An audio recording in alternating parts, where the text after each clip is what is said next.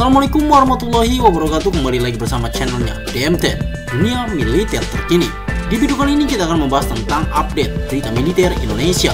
Ada apakah? Mari kita bahas ulasannya di sini.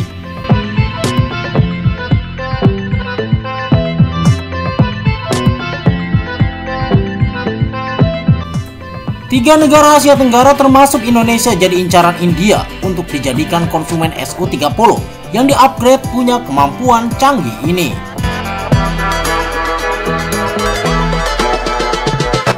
Belakangan ini, India disebut menargetkan beberapa negara di kawasan Asia Tenggara untuk menjadi pelanggan Su-30 buatannya.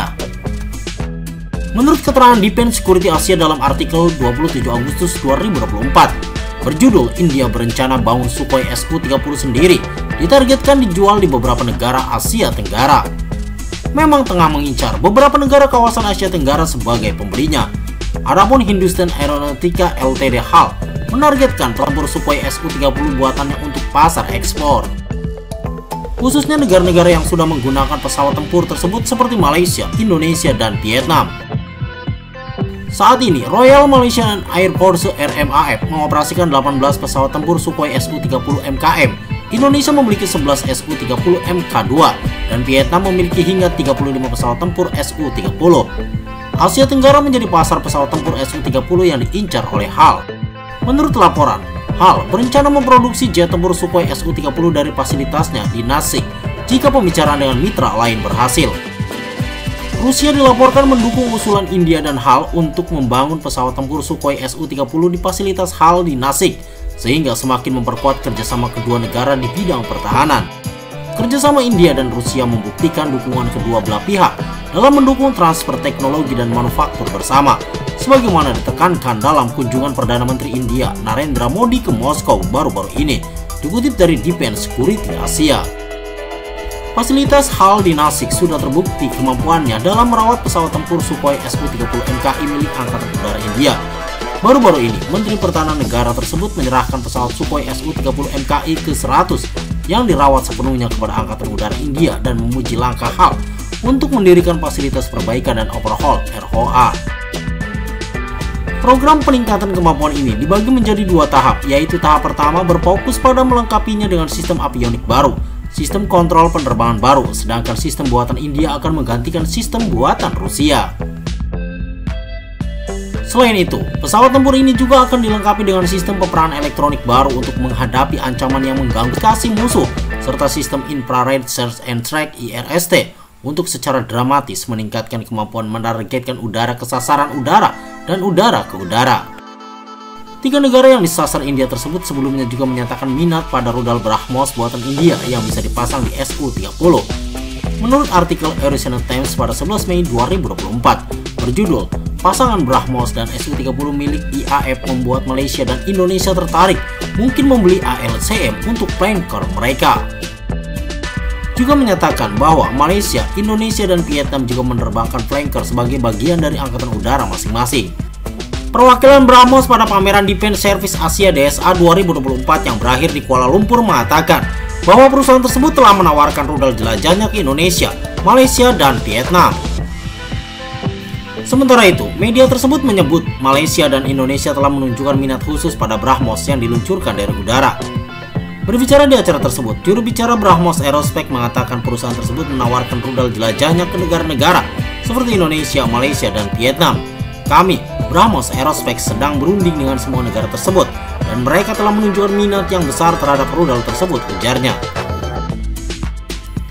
Pada bulan Maret 2023, CEO BrahMos Aerospace Atul Derane mengatakan bahwa perusahaan sedang dalam pembicaraan lanjutan dengan Jakarta terkait kesepakatan senilai 200–350 juta dolar Amerika Serikat. Nantinya, perusahaan India itu menawarkan pasukan rudal berbasis pantai dan versi yang dapat dipasang di kapal perang. Dari semua ulasan ini jelas ini strategi balas dendam Rusia pada Amerika Serikat karena telah memberlakukan ancaman sanksi kepada negara-negara yang berniat membeli alutsista Rusia. Dengan strategi ini, jelas Amerika Serikat bagai ditampar tapi tak bisa melawan karena sanksi CAATSA hanya berlaku buat negara-negara yang membeli alutsista buatan Rusia, Iran, dan Korea Utara. India tidak termasuk di dalamnya dan bisa jadi Indonesia akan melanjutkan pembelian Su-35 dengan versi India. atau Su-30 yang sudah di-upgrade ke Su-35. Yang jelas, Indonesia membutuhkan jet tempur kelas berat yang walaupun Indonesia sudah memberlakukan kontrak aktif Rafale, namun Rafale berbeda dengan Su-35 bahkan Su-30. Kita tunggu gebrakan-gebrakan Indonesia lewat Prabowo Subianto tentang kekuatan militer yang besar yang selalu digaungkan Prabowo Subianto. Apa hanya sebatas janji pemilu atau memang kenyataan yang sudah diperhitungkan oleh sang presiden terpilih Prabowo Subianto? Karena bila itu tidak terwujud, maka kata omon-omon yang dilontarkan pada Anies Baswedan akan kembali dilemparkan kepada Prabowo Subianto.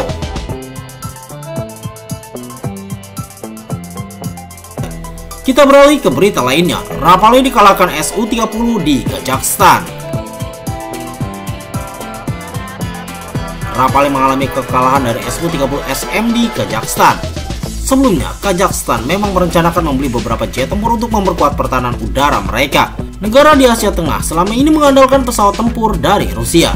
Negara-negara barat berusaha agar pesawat mereka mulai masuk ke Kazakhstan untuk menandingi dominasi senjata Rusia. Dassault Aviation sebagai produsen Rafale melakukan pendekatan dan promosi kuat kepada Kazakhstan. Namun seperti diberitakan di defensesecurityasia.com pada tanggal 26 Agustus 2024, akun Telegram Kementerian Pertahanan Kazakhstan pada Senin, tanggal 26 Agustus 2024 mengabarkan mereka telah membeli 6 unit jet tempur Rusia Su-30SM. Kabar tersebut telah menutup pintu Dassault Aviation atau produsen pesawat barat lainnya untuk masuk ke Kazakhstan. Perang antara Rusia dan Ukraina sempat berimbas buruk pada hubungan Moskow dengan Kazakhstan. Situasi itu dinilai sebagai kesempatan bagi negara-negara barat untuk masuk ke Kazakhstan dan menawarkan senjata mereka. Dengan demikian, harapannya senjata-senjata barat akan mendominasi di Kazakhstan dan akhirnya mengikat secara politis. Prancis termasuk negara yang paling agresif mempromosikan Rafale kepada Kazakhstan. Gerakan negara-negara barat tersebut dicium oleh Rusia. Menteri Luar Negeri Rusia Sergei Lavrov mengatakan negara-negara barat berusaha memisahkan Rusia dari hubungan dekat dengan negara-negara tetangga, partner atau sekutu Rusia.